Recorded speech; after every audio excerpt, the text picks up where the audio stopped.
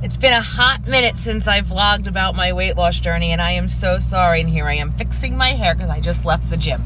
Anyway, my name is Tara. I'm 49 years old. I live on Long Island in New York, and I am on a weight loss journey to be fit by 50. My goal initially when I started out was to be under 200 pounds by my 50th birthday, which will be in April. So I've got a while still. And I'm not far from that. I'm going crazy between 214 and 216 pounds, and it's making me insane because I keep bouncing back and forth. But I've made some positive changes in my diet that I got as a recommendation from the official Dr. Dan. If you're not following him here on YouTube or on Instagram or TikTok, you're missing out because he's got a lot of information. He's a PharmaD in Canada. It's a lot different done in Canada, pharmaceuticals and stuff like that, than it is in America, but he's a prescribing pharmacist, and he runs a successful weight loss management type business. I think it's online. But anyway, that being said, I did a dual live with him on TikTok last night, and it was so much fun. So, but what I will say is I do have a lot of updates. So, yes, I'm losing still, but I'm losing slowly, but I did make some changes. I have changed it so that I now eat breakfast. So I just got my iced coffee after the gym. I will go home and I will make myself oatmeal. I love oatmeal, but I felt almost bad about eating oatmeal because it's all carbs. And I thought, well, I want to be able to eat oatmeal, but I also like to keep my meals full of protein. So I found the Kodiak oatmeal. I buy the cups. If you aren't using Kodiak oatmeal, but you'd like to eat oatmeal and not have as many carbs, or have the carbs but also have enough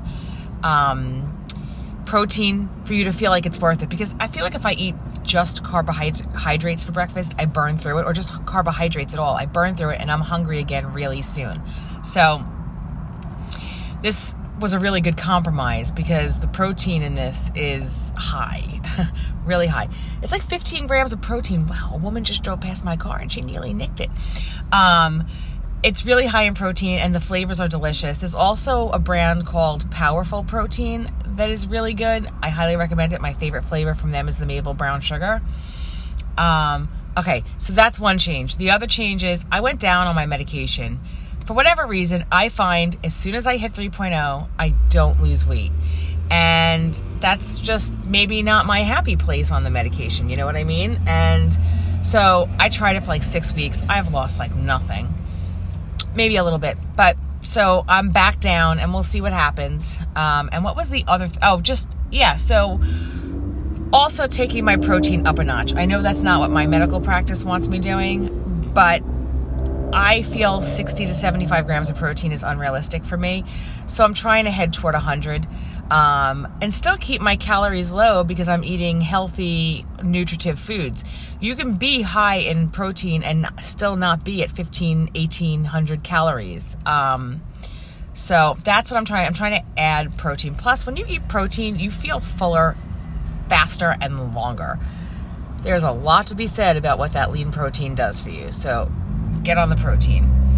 Okay, so some of the updates I have to make are that I did see a plastic surgeon. If you follow me on TikTok, you probably saw the video where I was really excited to hear that I really only needed to lose 30 more pounds to qualify for my tummy tuck.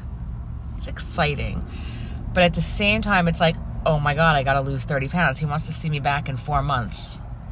I know that I can lose 30 pounds. I will lose the 30 pounds. But can I do it in 4 months? That's like a really short period of time for somebody who's been losing weight for a while and is like at the slow end of that weight loss now. It's not a matter of, am I going to be committed and dedicated and do the things I need to do? 100%, because I'm not saying things like I hope anymore or I'm wishing. There's no hoping and wishing, it's doing. So I am doing, but it's a lot of weight to lose in a short period of time. So I'm just going to take it as it comes, and I'm not going to try and starve myself or over-exercise to try and make a goal that might be unrealistic for me. But that's okay that he set that goal because it's a reasonable goal in that realm. So if I don't make it by then, hopefully I could do it like 2 months later. This light in this coffee is terrible for the color of my teeth, but whatever. The other news I have is that I did follow up with a rheumatologist, because I don't know if I mentioned this in my last video, but something in my blood work indicated that I may have rheumatoid arthritis or lupus. So I did go to the rheumatologist. I do not have lupus, he said. He's not even sure I have rheumatoid arthritis. He does think there's something autoimmune going on, but we're not really sure, and we got to get to the bottom of it. I have an appointment set up for the first week of September, which I'm not going to make. I'm going to call and cancel and push it about 2 weeks, because I just don't have time to get all the workups that they want me to have, like a dermatologist, blood work, x-rays. I don't have time. My work is super busy right now. I'm going away next week for a whole week. So I'm going to have to put it off. I think I'm going to put them off to the first week of October to give myself time, because I also have to go to my bariatric doctor, which I'm going to have to put off for a week too, because I'm just not going to have time to get their blood work done. I have enough medicine to get me through, so that's fine. So yeah, and oh my gosh, so I don't even need pre-approval anymore for my Saxenda, which is an amazing thing that happened recently. So that's great. Another amazing thing that happened recently is that I was able to put on, zip up, and button size 14s. I don't see myself as being a person that fits into size 14s. There is a whole lot of body dysmorphia going on right now, and I'm working on that. Because I look at the jeans and I'm like, well, those jeans are awfully tiny.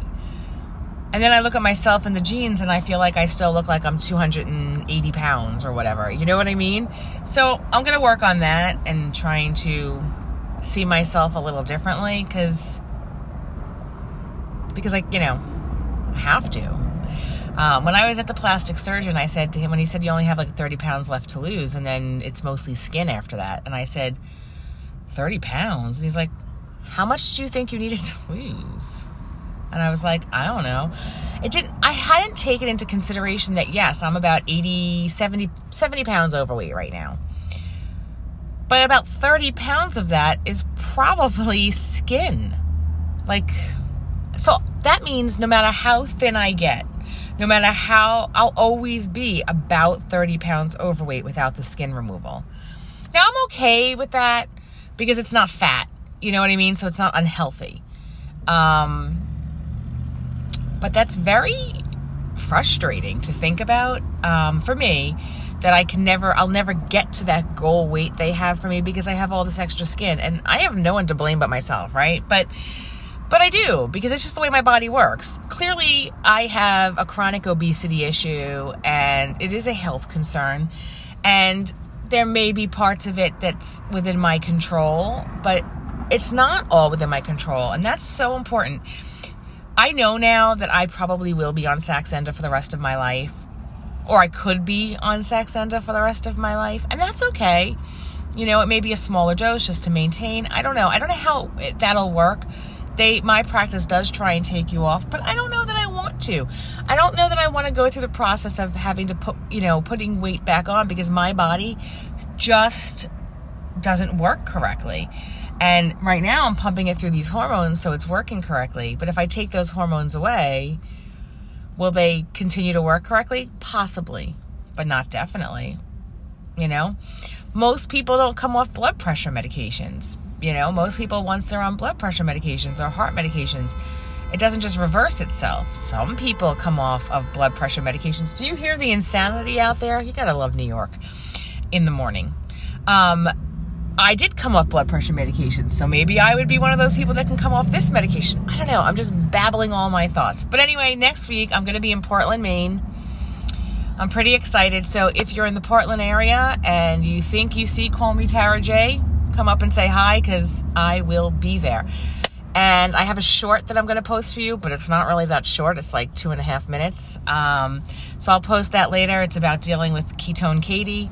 I get a lot of people that come at me for putting a medication into my body that could do damage, but then they try and sell me ketones. I don't understand that. At least my medication's FDA regulated, but whatever. Anyway, so here's where I'm at now. I'm at like 76 pounds lost, but I'm bouncing up and down 2 pounds. It's driving me crazy. I'm going to the gym 3 to 5 days a week, depending on the week, because like I said, work's been really busy.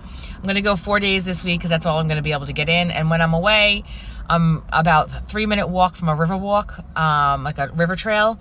So I'm going to try and hit that river trail every night for calculated, definite steps just for exercise. I'm sure I'm going to get a lot of steps just walking around the city, and the areas there.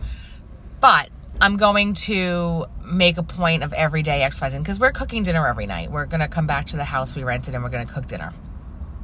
So I can eat healthy. I'm going to make good choices. I'm not going to fixate on calories or anything like that because I just don't want to spend the time doing it while I'm away. Does that make sense? But I am going to make healthy choices. I'm very good about making healthy choices. I'm going to stay clear of desserts because they don't make me feel good, not because I think they're wrong. I don't call any food wrong. There's no such things as bad and good foods. To me, it's just nutritive and non-nutritive. But anyway, here I am sharing my journey with you. If you have a story to share with me, I'd love to hear it. If you're not following me on Instagram or TikTok, please do. My handles on both are Call Me Tara J. I also have a Facebook group that I admin if you're interested. It's called the Hot Mess Mom Squad.